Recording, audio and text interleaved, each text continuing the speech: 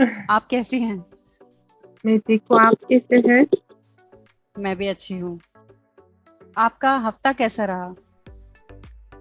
अ, बहुत बिजी थी बहुत व्यस्त और थी। व्यस्त थी। कुछ खास बात नहीं है।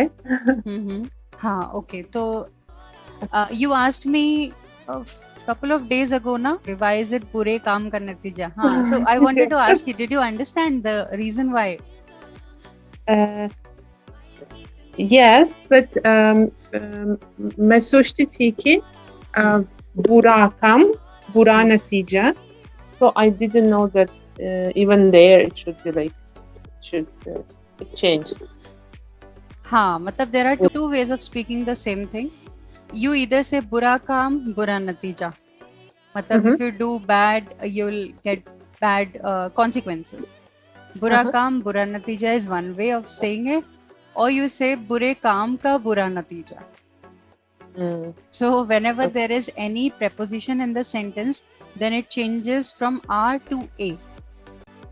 For example, मेरे दोस्त का घर दिल्ली में है. Mm-hmm. So I will not say मेरा दोस्त का घर दिल्ली में है. It will always be, if I am talking about my male friend, then मेरे दोस्त का घर. However, if I'm talking about my female friend, then female forms never change. So मेरी दोस्त. Mary. हाँ, Mm-hmm. हाँ. Okay. So likewise, can you think of more such examples?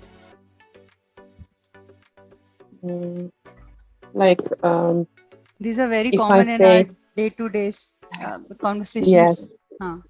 if I say my child's room, instead of मेरा बच्चा का कमरा, it should be मेरे बच्चा का कमरा. Right? फिर से मेरे बोलिए. मेरे. instead of saying मेरे बच्चा का कमरा, instead of मेरा, it should be again मेरे बच्चा का कमरा. Right? हाँ, मेरे is correct, but here बच्चा will also change. मेरे बच्चे का कमरा. But if it's like I'm talking about my daughter, then it will be मेरी बेटी का कमरा. हाँ, और बच्चे का कमरा. Correct. हाँ. So in consolidation, the reason is that the noun, pronoun, adjective and verb, these four elements, they take the oblique form. This is called the oblique form, where a sound changes to a sound without any change in meaning. When you say mere bacche, so if you just look at the phrase in isolation, mere bacche will sound as if you're talking about my kids, है ना, in plural. Yes. However, it's not. You're not talking about your kids, so there's no change in meaning. इस हफ्ते, जो अभी पिछला हफ्ता गया, आपने कोई नई चीज की? कोई नई चीज. या कुछ अलग किया, या आपके साथ कुछ अलग हुआ? पिछले हफ्ते में मेरी छोटी बेटी पहले बार म्यूजियम में गई. पहली बार. The phrase is always पहली बार, for first time. वो बहुत खुश थी. बहुत नया एक्सपीरियंस था for her. उसके लिए. उसके लिए. वो हम के लिए भी बहुत हमारे लिए भी नया एक्सपीरियंस था, क्योंकि वो बहुत खुश थी. और ट्रिप से बाद हमको सब कुछ बता दिया. You said हम के लिए in the middle of the conversation. You wanted to say our, right? For us. For us also. हाँ, so हमारे लिए भी. हाँ, हमारे लिए भी. Correct. हाँ, you were right when you said के लिए, because के लिए means for, but some pronouns they change completely when they connect with K. So आपके, I believe, हाँ, आपके is the only one that doesn't change form. आप plus K, आपके लिए, मैं plus के लिए, मेरे लिए. It's not मैं के लिए, मेरे लिए, तेरे लिए, तुम्हारे लिए, हमारे लिए, इसके लिए, उसके लिए. हाँ, so the pronouns they change. They combine with the K preposition and then take another form. आपकी बेटियों का नाम क्या है? मेरी बड़ी बेटी का नाम यास्मीना है और छोटी बेटी का नाम निशान. वो क्या करते हैं? यास्मीना 5 क्लास में पढ़ती. 5वीं, 5th. 5वीं क्लास में पढ़ती है. और निशान चिल्ड्रन का किंडरगार्टन को जाते हैं. हाँ, केजी में है. केजी में है. Yes. Okay. अच्छा, ठीक है. Seems like you are not aware of ordinal numbers, first, second, third, fourth. Yeah. आपको गिनती आती है? गिनती का मतलब? काउंटिंग. गिनती आती है? 1 2 3.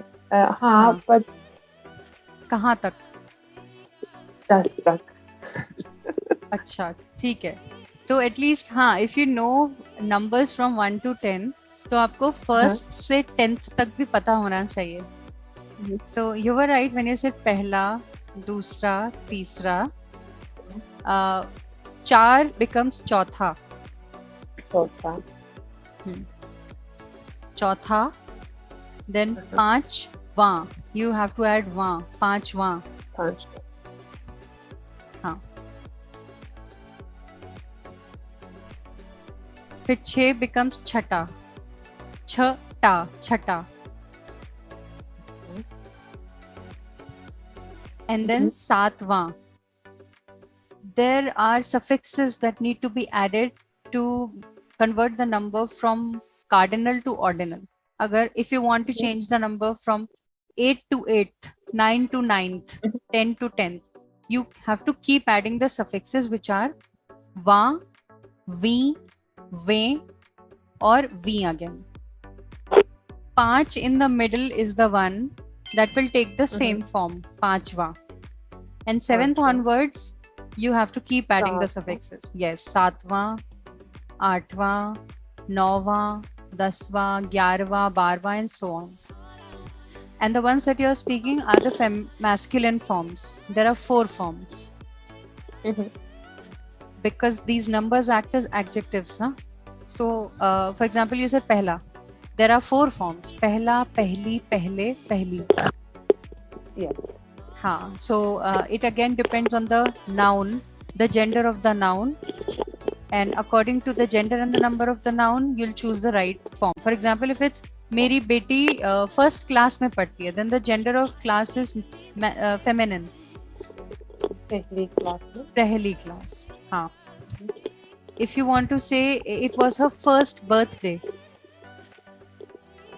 उसका पहला जन्मदिन. Okay, now you tell me the numbers from 1st to 10th. पहला, दूसरा, तीसरा, चौथा, पांचवा,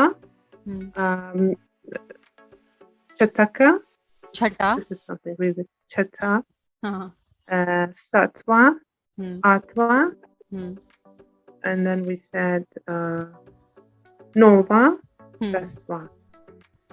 सही है.